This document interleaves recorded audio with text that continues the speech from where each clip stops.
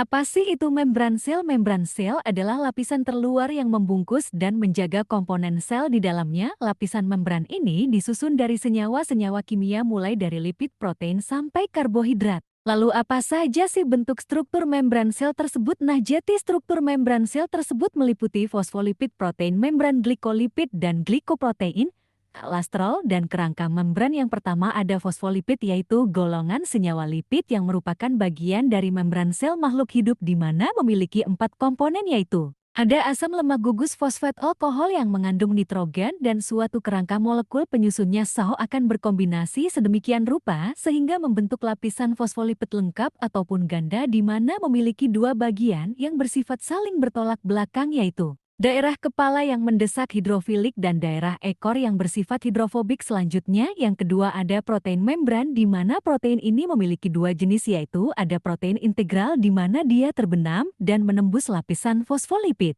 Sedangkan yang kedua ada protein perifer yaitu menempel pada lapisan luar fosfolipid. Selanjutnya ada glikolipid dan glikoprotein ataupun karbohidrat. Glikolipid adalah molekul karbohidrat yang menempel pada lemak. Sedangkan liloprotein adalah molekul karbohidrat yang menempel pada protein. Glikolipid ini dan glikoprotein berfungsi sebagai tanda pengenal bagi sel di mana setiap organ dan setiap sel itu memiliki susunan glikofit dan glikoprotein yang berbeda. Selanjutnya dan kolesterol di mana dia terletak pada bagian di dekat dengan kepala fosfolipid. Dia berfungsi sebagai menjaga kedilan fosfolipid dalam segala keadaan. Misalnya pada keadaan panas, ia akan menghambat pergerakannya agar fosfolipid ini tidak menjadi terlalu cair. Selanjutnya yang terakhir ada kerangka membran ataupun sitoskeleton. Sebenarnya kerangka membran ini bukan bagian langsung dari membran sel, tapi keduanya berikatan pada bagian dasar protein integral di mana dia memiliki 3 sitoskeleton utama, yaitu ada mikrotubulus, mikrofilamen, dan filamen intermediate yang mana berguna untuk mempertahankan bentuk dan posisi organel sel. Untuk fungsi membran sel tersebut itu sebagai reseptor dari rangsangan luar dan sebagai tempat untuk melakukan pertukaran zat transfer molekul serta dapat digunakan sebagai tempat berlangsungnya tempat berbagai reaksi kimia. Oke, mungkin sekian penjelasan singkat dari aku. Semoga bermanfaat buat teman-teman semua.